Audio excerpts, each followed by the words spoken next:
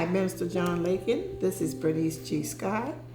I'm calling in reference to remind you, and please remind your congregation and everybody you know to please get to the poll and vote for Joe Biden. We definitely don't need to stay home. We complain, but we don't need to stay home. Thank you. Bye-bye. Bye. We do it every day because everybody got the sheets, and they call every day.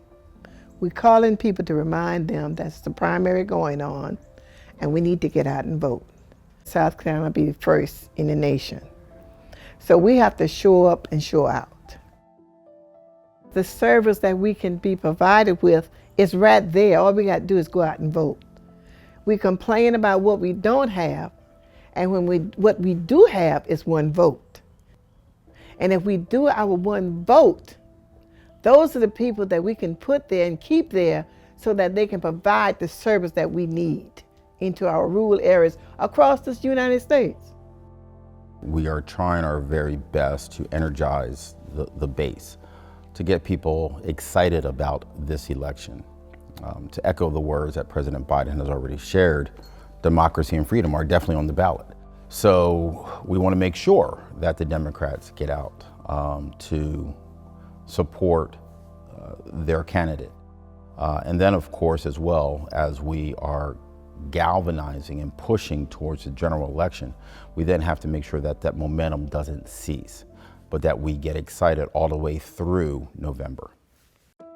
How does this help us build power? How does this affect Black representation, right? And that's what we're exploring, because there's no definitive answer right now, but there's certainly. This entire year we'll be talking about how Black voters lead the way. We lead the way in the primary process, and we lead the way on election day, right? We've got to start early on delivering this message that we make the difference, we lead the way, we need to be involved because we fight back. Between 2020 now and 2024, oddly, in some ways, it's a little bit easy because we're not in the middle of a pandemic, right? But with that said, it's obviously harder in some ways because we've got a wave of voter suppression laws that have been passed since the 2020 election. You've also got other things like the levels of disinformation that we saw in 2020 is going to be multiplied in 2024, especially with the growth of AI. And the third challenge, I think, is, people aren't necessarily energized about the Biden administration, right?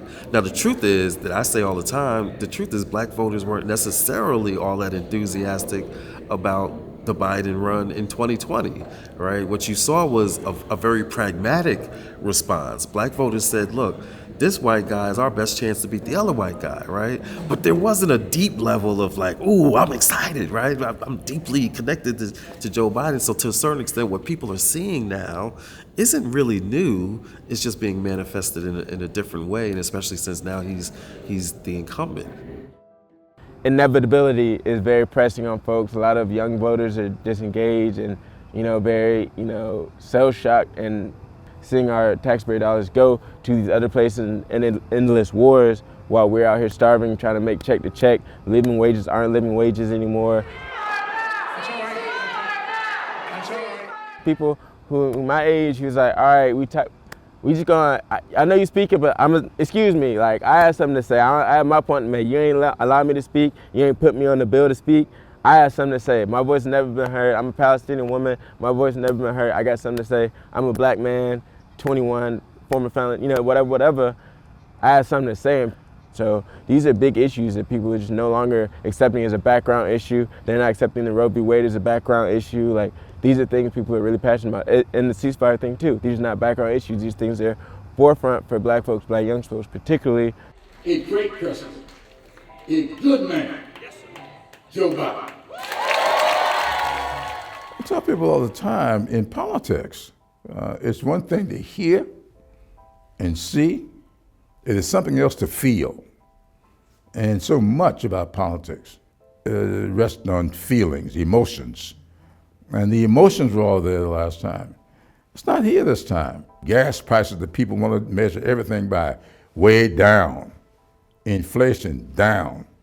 And so people are settling into a good time. The confidence is coming back. And so those raw emotions are not there this time.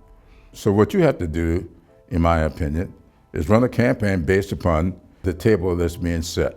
I don't think you're going to have the level of turnout that we had before. And so I keep telling people, they say, what do you call success? I said, if you get 65% of the vote, like you did up in New Hampshire, that's a success. Now the question is 65% of how many? So success has to be determined by how many people vote, how much you get of the people who vote. I'm just calling to remind you about early voting and Hey, thanks for watching. If you like this video, check out these other videos from USA Today to stay up to date with all the latest news.